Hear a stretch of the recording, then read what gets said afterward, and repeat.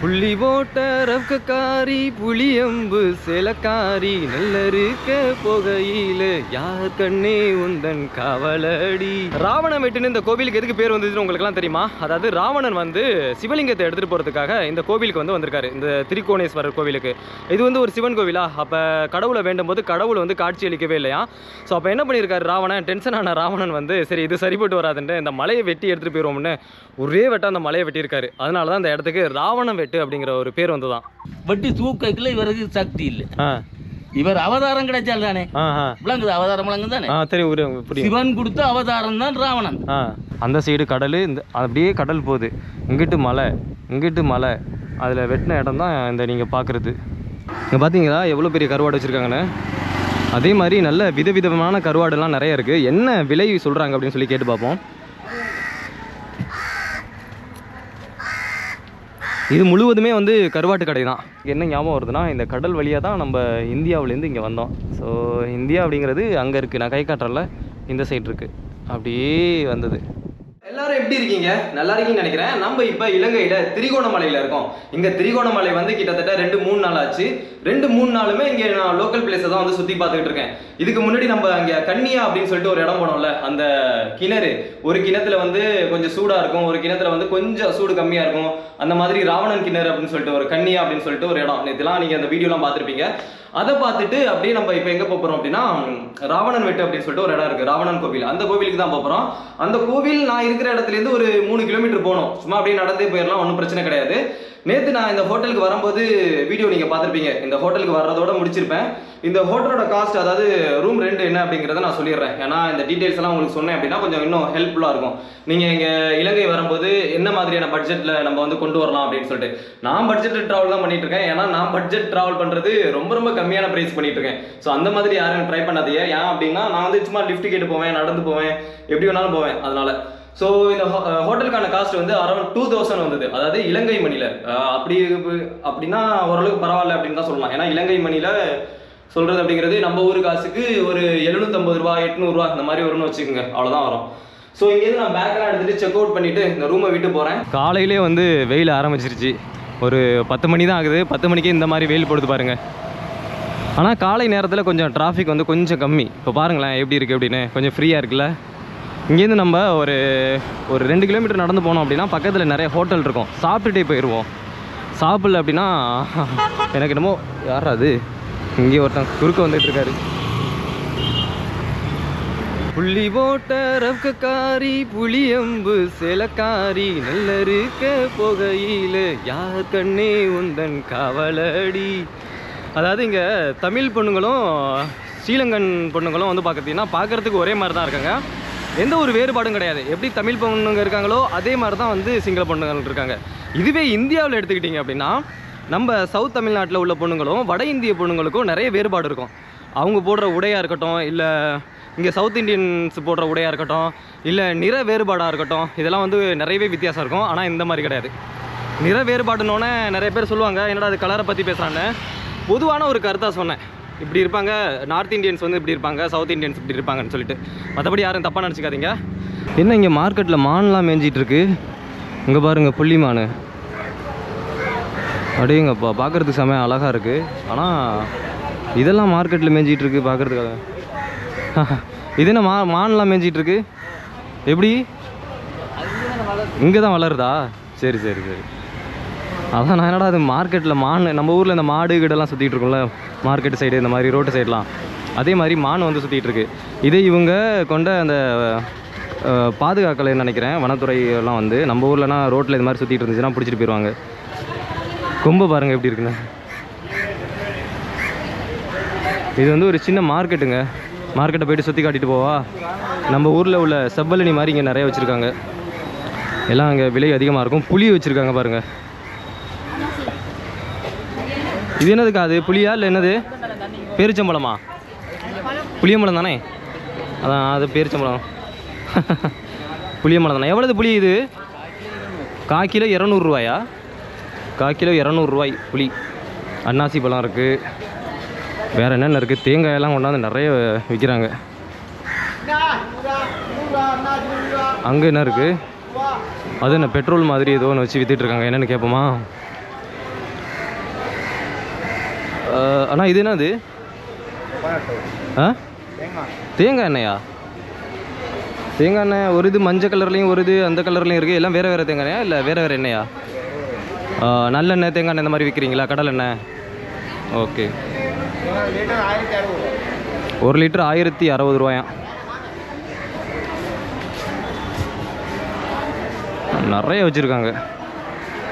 இங்கே பாருங்கள், நம்ம நேற்று வந்து இது வாங்கி வேஸ்ட்டாக போச்சு. இது நல்லாவே இல்லை. அது 1 கிலோ 150 ரூபா போட்டிருக்கு. நம்ம வாங்கினது 1 கிலோ வந்து 100 ரூபா தான். ஆனால் என்னாச்சு அப்படின்னா அது நல்லா இல்லை. இது கூட ஒரு வேளை விலை அதிகமாக போட்டிருக்கனால நல்லாயிருக்கும்னு நினைக்கிறேன். அவன் வந்து கொஞ்சம் கம்மியாக கொடுக்கும்போதே நினச்சேன், என்னடா அது இவ்வளோ சீப்பாக கொடுக்குறானே, நல்லா இருக்குமான்னு. அதே மாதிரி நல்லாவே இல்லை. ப்ரோ. ஆஹா,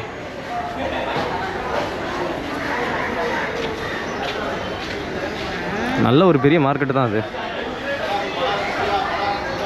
என்னண்ணா? என்ன கத்திரிக்காய் என்ன கிலோ போகுது? 100 ரூபா போதா 1 கிலோ? 300 1 கிலோ? சரி. இது பஸ் ஸ்டாண்டு. அங்கே போட்டிருக்கு பாருங்கள், மத்திய பேருந்து நிலையம் திருகோணமலை ஒன்று. அப்படியே நம்ம அந்த சைடு கிராஸ் பண்ணிடலாம். ஃபஸ்ட்டு சாப்பிடணும், பயங்கரமாக பசிக்குது. மத்திய பேருந்து நிலையம். நம்ம இதில் பேருந்து ரூ வந்து இந்த மாதிரி போட மாட்டோம், கொஞ்சம் ரூ மாதிரி போடுவோம். இதில் ரூ அப்படின்னு சொல்லி போட்டிருக்காங்க. கைஸ் இந்த பார்த்தாச்சு பாருங்கள் ஹோட்டல். இங்கே போயிட்டு என்ன ப்ரைஸு என்ன மாதிரி இருக்குது அப்படின்னு சொல்லி கேட்டு பார்ப்போம். குடும்பத்தோடு உண்டு மகிழ்ந்திட அப்படின்னு போட்டிருக்கு. பார்த்தா சமோசா அது இதுன்னு நிறையா வச்சுருக்காங்க. இது என்னது மீன்லாம் வச்சுருக்காங்க பாருங்கள். எல்லாம் மீன்லாம் கரெக்டாக ரெடி பண்ணி வறுத்து வச்சுருக்காங்க. ஆனால் சாப்பாடு என்ன ரேட்டு? சாப்பாடு இல்லையா? பிரியாணி இருக்கா? என்ன ரேட்டு பிரியாணி? பிரியாணி என்ன ரேட்டு? 400 ரூபாய்க்கு இருக்கா? கைஸ் பிரியாணி வந்து எடுத்துகிட்டு வர சொல்லியிருக்கேன். 500 ரூபா சொல்கிறாங்க. ஃபஸ்ட் 400 ரூபா சொன்னாங்க. நல்ல பிரியாணி உங்களுக்கு வந்து நல்ல குவான்டிட்டியோட வந்து 500 ரூபாய்க்கு எடுத்துகிட்டு வரேன்னு சொல்லியிருக்காங்க. சரி பரவாயில்ல. 500 ரூபா அப்படிங்கிறது நம்ம நாட்டு காசுக்கு எவ்வளோ வரும் அப்படின்னா, கால்குலேட் பண்ணுறது கொஞ்சம் கஷ்டமாக இருக்குது. நான் எடிட் பண்ணும்போது சைடில் போட்டு விடுறேன். ஸோ கைஸ் இங்கே பாருங்கள், இதுதான் வந்து பிரியாணியா. ஆனால் இதை பார்த்தா அந்தளவுக்கு சரியாக தெரில. ஏன்னா சும்மா லெமன் ரைஸில் இங்கே பாருங்கள் இதெல்லாம் வச்சுருக்காங்க பாருங்கள். இது கூட்டு கறியெல்லாம், பிரியாணிக்கு கூட்டு கறி. நம்ம ஊரில் மாதிரி கிடையாது. சும்மா லெமன் ரைஸில் ஒரே ஒரு இந்த லெக் பீஸை கொண்டாந்து வச்ச மாதிரி இருக்குது. இதுக்கு தனியாக குழம்பு வந்து இங்கே கொண்டாந்து வச்சுருக்காங்க. சரி பரவாயில்ல, 500 ரூபாய்க்கு இங்கே ஓகே தான். இது என்னென்னு தெரில. இது இந்த பாருங்கள், இது என்னென்னு தெரில. தேங்காய் மாதிரி இருக்குது. ஏற்கனவே ஒரு தடவை சாப்பிட்டேன். இது தேங்காய் மாதிரி தான் இருந்தது. நீங்கள் வடகிழக்கு இந்தியாவிலும் போனீங்க அப்படின்னா இவங்களும் அப்படி தான் பண்ணுவாங்க. சிக்கனை வந்து முன்னாடியே ரெடி பண்ணி அப்படியே ஃப்ரை பண்ணி அப்படியே வச்சுருவாங்க. கொஞ்சம் காஞ்சி போயிடும், ஒரு மாதிரி ரஃப்பாக இருக்கும். அதே மாதிரி தான் இதுவும் இருக்குது. கொஞ்சம் ட்ரையான மாதிரி இருக்குது. அப்படி நார்த் ஈஸ்ட் இந்தியாவில் சாப்பிட்ற மாதிரியே எனக்கு ஒரு ஃபீலு. அங்கே வந்து ரைஸ் இந்த மாதிரி இருக்காது. இங்கே ரைஸ் கூட ஓகே, ஆனால் டேஸ்ட் நல்லாயிருக்கு ஓரளவுக்கு. பரவாயில்ல, பெட்டர். கைஸ் நான் சாப்பிட்டு முடிச்சதுக்கப்புறம் வ்ளாக் வந்து கண்டினியூ பண்ணுறேன். ஸோ கைஸ் சாப்பிட்டு முடிச்சாச்சு. இங்கே பாருங்கள் பில்லு வந்துருச்சு பாருங்கள், ஒரு 500. நம்ம இங்கேருந்து கொடுத்துட்டு கிளம்பி போயிட்டே இருப்போம். இது வந்து 1500 ரூபா, இது 500, இது வந்து 1000 ரூபாய் இலங்கை காசுக்கு. ஓகே ரொம்ப நன்றி, வரட்டா. ஓகே 2000 ரூபா கொடுத்தேன், திருப்பி வந்து 1500 ரூபா கொடுத்துட்டாங்க. இது என்னது கருவாட்டு கடையா? அங்கே பாருங்கள் எவ்வளோ பெரிய மீன் அப்படின்னு. பக்கத்தில் வந்து கடல் இருக்குது. இங்கேருந்து வரும் ஒரு 100 மீட்டர் தூரம் தான். இங்கே பார்த்தீங்களா எவ்வளோ பெரிய கருவாடு வச்சுருக்காங்கன்னு. அதே மாதிரி நல்ல விதவிதமான கருவாடுலாம் நிறைய இருக்குது. என்ன விலை சொல்கிறாங்க அப்படின்னு சொல்லி கேட்டு பார்ப்போம். இது முழுவதுமே வந்து கருவாட்டு கடை தான். நல்ல பெரிய கருவாட்டு கடை. அண்ணா நல்லா இருக்கீங்களா? இது நான் உப்பு போட்டு ரெடியாக இருக்கா? இது இறால். ஓ என்ன ரேட்டு? நீங்கள் தான் கடை ஓனரா? கடை ஓனர் யார்? இங்கே பாருங்கள், இங்கே எல்லா டைப் ஆஃப் கருவாடுமே வச்சுருக்காங்க. நம்ம கருவாடெல்லாம் தமிழ்நாட்டுக்கு வாங்கிட்டு போக வேண்டியதில்லை, ஏன்னா அங்கேயுமே இது கிடைக்கும். வேறு கிடைக்காத பொருள் ஏதாவது இருந்ததுன்னா வாங்கிட்டு போவோம். அண்ணா அவர் போயிட்டாரு. கடையில் யாரையும் ஆளை காணும். இல்லைனா விலை என்ன அப்படிங்கிறத நம்ம கேட்டு சொல்லலாம். இங்கே பாருங்கள் எவ்வளோ பெரிய கருவாடு அப்படின்னு. பார்க்கும்போதே ஒரு வித்தியாசமான ஒரு கலராக அப்படி தொங்குது. அதில் அந்த ரால்லாம் அந்த ப்ரௌன் கலரில் தொங்குது பாருங்கள். இருக்கிறதுலேயே குட்டியாக இருக்கிறது இது மட்டும்தான். எப்படி இருக்குது பாருங்கள், ஏதோ பவுடர் மாதிரி இருக்குது. ரொம்ப சின்ன ஒரு மீன் குஞ்சு கருவாடு. சரி வாங்க கைஸ் இப்படியே போவோம். நேராக வந்து கோவிலுக்கு போயிட்டுருக்கோம், ஏன்னா அங்கே லேட் ஆயிரும். அந்த கருவாட்டு கடை காமிச்சல அங்கேருந்து இங்கே பாருங்கள், அந்த சைடு கடல் தெரியுதா? வாங்க அப்படியே காமிச்சிட்டு போயிடுறேன். இவ்வளோ தூரம் வந்துட்டு அதையும் காமிக்காமல் போனால் எப்படி? நல்ல கடல் தண்ணி, நல்ல சுத்தமாக இருக்குது. அங்கே பாருங்கள் போட்டெல்லாம் மிதக்குது பாருங்கள். ஆனால் இங்கேயும் வந்து புத்தர் சிலை இருக்குது. நிறைய பேர் சிங்களீஸ் தான் இருப்பாங்கன்னு நினைக்கிறேன். இங்கே பேசுகிறவங்க எல்லாருமே வந்து சிங்களீஸ் தான். இங்கே பாருங்கள், கரெக்டாக வந்தாச்சு பீச்சுக்கு. வாவ், சூப்பராக இருக்குது. எனக்கும் கொஞ்சம் கரெக்டாக வெயில் அதிகமாக இருக்கிறதுனால குளிக்கணும் போல தோணுது. இங்கெல்லாம் குளிக்க விடுவாங்களா என்னன்னு தெரில. அப்பா, நல்லா சுத்தமாக தண்ணி வந்து சுத்தமாக இருக்குது, நீல கலரில். எல்லா போட்டும் அங்கே பாருங்கள் எவ்வளோ போட்டுன்னு. எல்லாம் சிங்களீஸ் மக்கள் தான் இங்கே இருக்கான்னு நினைக்கிறேன். அதில் எழுதியிருக்காங்க பாருங்கள் சிங்கள மொழியில். இங்கே பார்த்துங்க தண்ணி எந்த அளவுக்கு கிளியராக இருக்குன்னு. கடைசியில் இந்த தண்ணி, இந்த இடம் வந்து மீன் பிடிக்கிற ஒரு இடம் மாதிரி இருக்குது. நிறைய வீடுகள்லாம் இருக்குது. இருந்துமே நல்ல ஒரு நீட் அண்ட் க்ளீனாக வச்சுருக்காங்க, அதிக குப்பையெல்லாம் போடாமல்.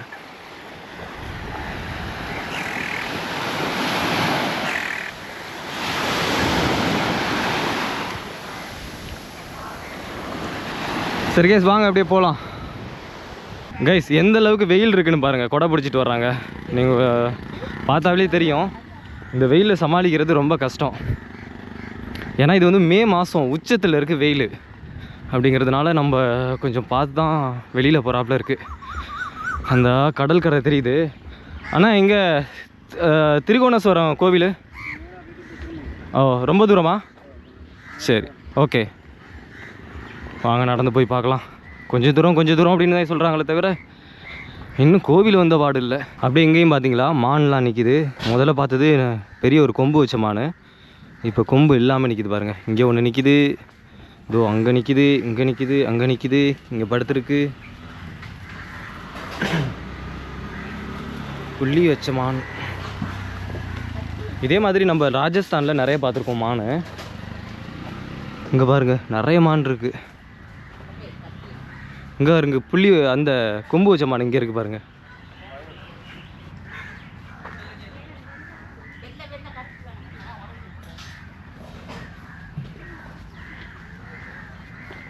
ஏய் குட்டி மான்.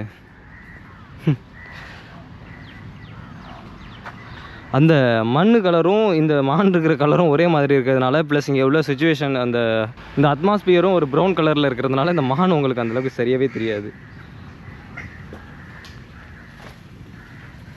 அங்கே பாருங்கள் கைஸ், முன்னாடி வந்து கடல் இருக்குது. நம்ம இப்படியே போயிட்டு இந்த சைடு போனோம் அப்படின்னா அந்த கோவிலுக்கு போகலாம் அப்படின்னாங்க.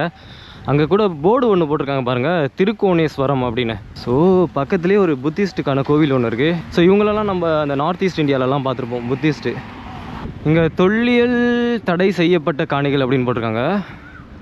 நம்ம ஊரில் தொல்லியலுக்கு தோ போடுவோம், இவங்க வந்து தோ போட்டிருக்காங்க பாருங்கள், தொல்லியல் தடை செய்யப்பட்ட காணிகள் அப்படின்னு. இதில் கூட கரெக்டாக எழுதியிருக்காங்க தொல்லியல் பணிப்பாளர் நாயகம் அப்படின்னு சொல்லிட்டு. ஆனால் மேலே வந்து தோல்லியல் அப்படின்னு சொல்லி போட்டிருக்காங்க. சரி பரவாயில்ல, வாங்க அப்படியே போகலாம். பயங்கரமான வெயில் கைஸ், அதனால் ஏதாவது வாங்கி சாப்பிட்டு போகலான்னு பார்த்தேன். இது வந்து 150 ரூபா சொல்கிறாங்க. வேறு என்னக்கா இருக்குது? இது கட் பண்ண முடியுமா? எப்படி கட் பண்ணி சாப்பிட்றது? எவ்வளோ இது? 150. சரி இதை கட் பண்ணுங்கள். இதுவும் 150. 1 கிலோ அங்கே 120 இது மாதிரி தானே இருக்குது. எவ்வளோ இருக்கும்? சரி சரி. ஓ, நீங்கள் தமிழ் பேச மாட்டிங்களா? சிங்களமா? சரி சரி சரி. இதை கட் பண்ணுங்கள். கட் பண்ணி தருவீங்களா? Cut okay. கட் பண்ணி இங்கேயே சாப்பிட்டு போயிடலாங்க. பயங்கரமான வியர்வை ப்ளஸ் வந்து பார்த்தீங்கன்னா பாருங்கள் என்னோடய ஃபேஸ் வந்து எப்படி இருக்குங்க பாருங்கள். வெயில் நான் தான் சொன்னல போட்டு பொழக்குது அப்படின்னு பாருங்கள். எக்ஸ்ட்ரீமாக இருக்குது வெயில். அக்கா வந்து கட் பண்ணி கொடுத்துட்டாங்க. பரவாயில்ல, பயங்கர வெயில் கைஸ், ஒன்றும் தாங்க முடியல. 150 ரூபாயா? 150, 200, 300, 400, 500. ஓகே, கரெக்டாக இருக்குது. ஏன்னா நம்ம ஸ்ரீலங்கா பணம் வந்து டக்குன்னு ஈஸியாக புரியாது, அதனால தான் கேட்டேன். ஓகேக்கா, வரேன். ஓகே கைஸ், வந்தாச்சு பாருங்கள். இந்த இருக்கு பாருங்கள் சிவன் கோவில். இந்த சிவன் கோவில் வந்து என்ன சொல்கிறாங்கன்னா ராவணன் வழிபட்ட தலம் அப்படிங்கிறாங்க. இதை பார்த்தீங்கன்னா ராவணன் அந்த சம்மந்தப்பட்ட கதைகளும் இங்கே வந்து வரலாற்று அந்த போர்டில் எழுதியிருக்கோம் அப்படிங்கிறாங்க. அதை பற்றி நம்ம கேட்குறதுக்கு முன்னாடி, அதாவது நம்ம படித்து தெரிஞ்சுக்கிறதுக்கு முன்னாடி இங்கே உள்ள மக்கள்கிட்டலாம் கேட்டு அந்த வாய்மொழியாக தெரிஞ்சுக்கிட்டோம் அப்படின்னா இன்னும் கொஞ்சம் நல்லாயிருக்கும். ஃபஸ்ட்டு யாராவது இருக்காங்களா அப்படின்னு பார்ப்போம். யாராவது வரலாறு தெரிஞ்சவங்க இருந்தாங்கன்னா அவங்கள அப்படியே நம்ம வந்து சொல்லி நம்ம கேட்டு தெரிஞ்சுப்போம். போர்டும் நான் காட்டுறேன். இப்போ எப்படி உள்ளுக்கு எப்படி போகிறதுன்னு தெரில. இது வழியாவா? இது கோவிலுங்கிட்டு சாத்தி இருக்குது, மூடி இருக்குது. அப்படியே சுற்றி போகணுமோ? அங்கிட்டு கோவிலுக்கும் அந்த சைடு பார்த்தீங்கன்னா கடல் இருக்குது. அந்த கடலை ஒட்டியே இந்த கோவில் இருக்குது. பாருங்கள் அங்கிட்டு கடலை.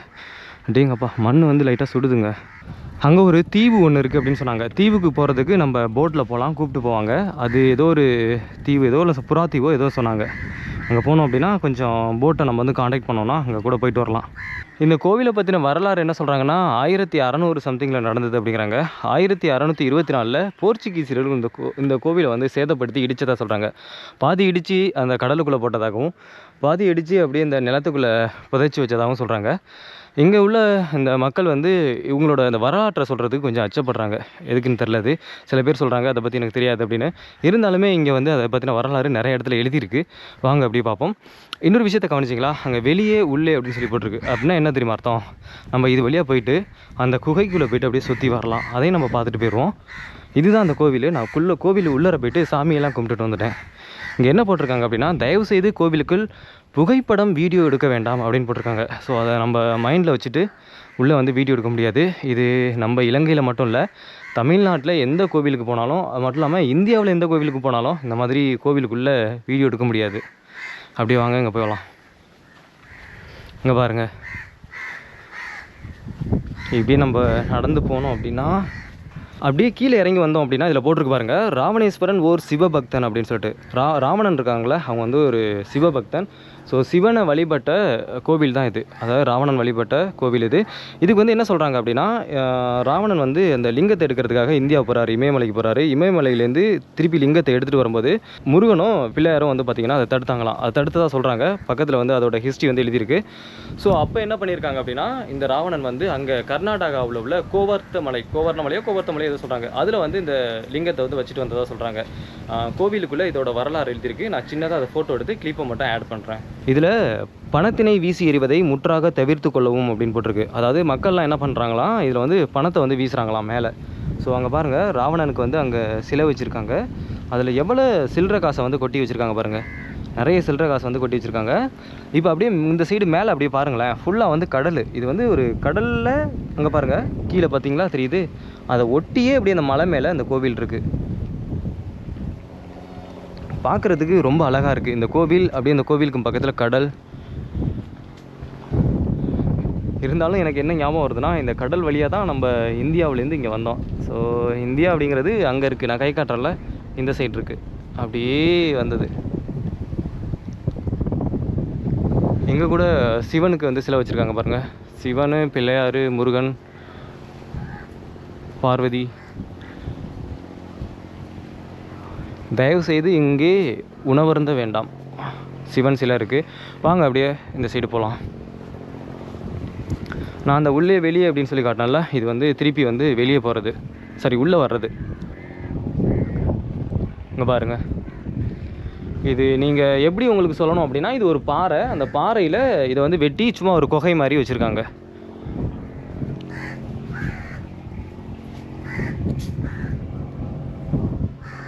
இதுதான் அந்த மறுபடியும் உள்ளர வர்றதுக்கு பாதை.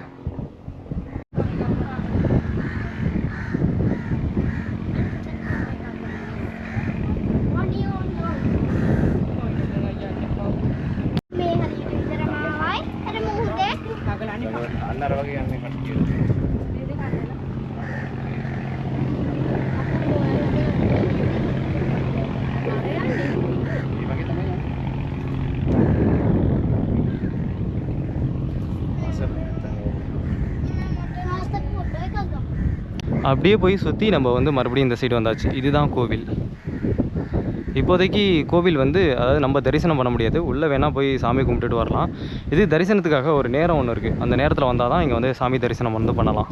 இதுதாங்க ராவண வெட்டு. இதில் போட்டிருக்கு பாருங்கள். இதை பற்றின ஒரு கதை சுருக்கத்தை ரொம்ப ஈஸியாக நான் வந்து சொல்கிறேன். அதில் போட்டிருக்கு பாருங்கள், ராவணன் வெட்டோட புராண வரலாறு. அதாவது ராவணன் என்ன பண்ணியிருக்காரு, சிவலிங்கத்தை எடுக்கிறதுக்காக தட்சண கைலாயம் அப்படின்னு சொல்லக்கூடிய இந்த திருக்கோணேஸ்வரம் இருக்குல்ல, இதை தான் வந்து தட்சண கைலாயம் அப்படின்னு சொல்கிறாங்க. ஸோ இங்கே வந்து என்ன பண்ணியிருக்காருன்னா, இறைவனை வந்து வேண்டி நின்றுருக்காரு. ஸோ இறைவன் வந்து என்ன பண்ணியிருக்காங்க, உடனே காட்சி அளிக்காதனால ராவணன் என்ன பண்ணியிருக்காருன்னா டென்ஷன் ஆகிட்டார். கோபம் அடைஞ்ச ராவணன் ஆலயத்தை வந்து அப்படியே பேத்து இந்த மலையோடு எடுத்துகிட்டு போகிறதுக்காக ஒரே வெட்டா வெட்டியிருக்காருங்க. ஸோ அப்போ வெட்டினது தான் இது. இங்கே பாருங்கள் வெட்டியிருக்கா. இதை தான் வந்து ராவண வெட்டு அப்படிங்கிறாங்க. ஸோ கடவுள் வந்து உடனே கண் முன்னாடி தோன்றாதனால டென்ஷன் ஆன ராவணன் வந்து இந்த மலையை பேத்து எடுத்துகிட்டு போயிடுவோம் அப்படின்னு சொல்லிட்டு வெட்டினது தானா அது. அந்த அங்கே போட்டிருக்காங்க, ஓங்கி வெட்டினார் அப்படின்னு சொல்லிட்டு. ஆலயத்தை பெயர்த்தெடுப்பதற்காக மலையை ஓங்கி வெட்டினான். அந்த செயலுக்காக இறைவன் தண்டிக்கப்பட்ட சிவபக்தனான ராவணன். ஸோ அந்த செயலுக்காக இறைவனால் வந்து தண்டிக்கப்பட்ட சிவபக்தனான ராவணன் அப்படின்னு சொல்லி போட்டிருக்காங்க. தனது 10 தலைகளில் ஒன்றையும் தசை நார்களையும் கைகளையும் விரல்களையும் கொண்டு வீணை அமைத்து சமவேத கானத்தை பாடி தன் குற்றம் போக்கும்படி இறைவனை வேண்டினான். ஓகே, ஸோ இதுதான் இந்த கோவிலோட வரலாறு, அதாவது மெயின் வரலாறு இந்த ராவண வெட்டோட. இது வந்து ராமாயண வரலாறு இடம் பெற்றதாக கருதப்படும் கிறிஸ்துவுக்கு முந்தைய காலப்பகுதியில் வாழ்ந்த இலங்கை பேரரசனாகிய ராவணன் கோசர் மலையை ராவணன் வாளால் வெட்டிய இடம் ஒன்று ராவணன் வெட்டு என்று அழைக்கப்படுகிறது. பாருங்கள், ஸோ ராவணன் வெட்டின பகுதி வந்து இதுதானா தெரியுதா, கையை நீட்டுறேன் தெரியுதா? அந்த சைடு கடல், இந்த அப்படியே கடல் போகுது, இங்கிட்டு மலை, அதில் வெட்டின இடம் தான் இந்த நீங்கள் பார்க்குறது. கொஞ்சம் நான் ஏன் கேமராவை தூக்கி வச்சு காமிச்சிட்டு இருக்கேன்னா, இது மாதிரி தடுப்பு சுவர் ஒன்று அமைச்சிருக்காங்க, அதனால தான் அப்படி தூக்கி வச்சு காமிச்சிட்ருக்கேன். சரி, ஒரு நாளாக பார்த்துக்கிட்டிங்களா ராவணன் வெட்ட? அப்படியே நம்ம அப்படியே நடந்து போயிட்டே இருக்கலாம். உள்ளர தான் அதிகம் காணொலி எடுக்கிறதுக்கு அனுமதி கிடையாது அப்படின்ட்டாங்க. இருந்துமே நான் வந்து சின்ன கிளிப்பு வந்து எடுத்து வச்சுருக்கேன். அவங்கள்ட்ட பர்மிஷன் கேட்டேன். அந்த போர்டு மட்டும் நான் எடுத்துக்கிறேன் என்னோடய யூடியூப் சேனலுக்காக அதில் மென்ஷன் பண்ணுறதுக்கு அப்படின்னு. அது 1000, 5000, 10,000 வரைக்கும் முதலியாது வரலாறு சொல்லுது. அந்த ராவணா வந்து இலங்கையை பிடிச்சி இலங்கையில் இருந்து தாய் கோயில் இருந்தது கோணேஸ்வர கோயில். கோணேஸ்வர கும்பிட போனா இவர் வந்து டைமுக்கு ஒரு சாப்பிடணும். யாருக்கு? ராவணா. அவங்க ராட்சதன் தானே, பசி தாங்க மாட்டான். அப்போ சாப்பிட பார்த்து அவருக்கு அந்த கோயில் கும்பிட்டுட்டு சாப்பாடுக்கு லேட் ஆகுது வைக்க. இவர் பார்த்த ராவணா வீட்டு பக்கத்துல இருந்து கோயிலை கொண்டு வச்சுட்டு அம்மா நேருகிற சமைச்சருவா தானே ரெண்டு பட்டுறாரு வாழால போய். அதான் ராவணா வெட்டன் அங்க கொண்டு மலையில பாருங்க, கல்வெட்டு ராவணா வெட்டன் இருக்கு. நீங்க போற வழியிலேயே பாருங்க, கல்வெட்டு ராவணா வெட்டன் இருக்கு. வெட்டி தூக்கல இவருக்கு சக்தி இல்லை. இவர் அவதாரம் கிடைச்சால் தானே விளங்குது, அவதாரம் விளங்கு தானே. சிவன் கொடுத்த அவதாரம் தான் ராவணன். ராவணனுக்கு இவர் அப்படி சக்தி இவருக்கு அவ்வளவு கொடுக்க இல்லை. இவர் அவரே வட்டி எடுக்க போறோம்னா இவருக்கு இயலாது. தூக்கி மல்லு கட்டினா இவர் இயலாது. அது அப்படியே கீழே இறங்கிட்டு இறங்கணும்னு இவர் இஞ்ச மல்லு கட்ட இஞ்ச அம்மா செத்துட்டா வீட்டு. இவருக்கு பிகலமண்டா விளங்குது அப்படின்ற இவருக்கு நியூஸ் போகுது, அம்மா இப்படி செத்துட்டா, நீ நெஞ்ச கட்ட மல்லு கட்டுறான்னு. இவட்ட ஓடி வார வீட்டை ஓடி வந்து பார்த்து தாய் செத்துட்டா போயிட்டு. சாமி தரிசனம்லாம் முடிஞ்சு அப்படியே நடந்து போயிட்டு இருக்கேன். ஏன்னா நான் ரொம்ப தூரம் நடந்து போனோம். இதோட இந்த வீடியோ முடிச்சுக்கிறேன். அதுக்கப்புறம் நெக்ஸ்ட் வீடியோவில் சந்திப்போம். ரொம்ப தூரம் நடக்க வேண்டியது இருக்குது. பாய். வீடியோ பிடிச்சிருந்தா லைக் போடுங்க. முடிஞ்சால் ஏதாவது சொல்லணும் அப்படின்னா கமெண்ட்டில் சொல்லுங்கள். சப்ஸ்கிரைப் பண்ணி வச்சுங்க, அப்போ தான் நான் போடுற வீடியோ வந்து உங்களுக்கு டைம் டு டைம் வரும். ஓகேவா? பாய்.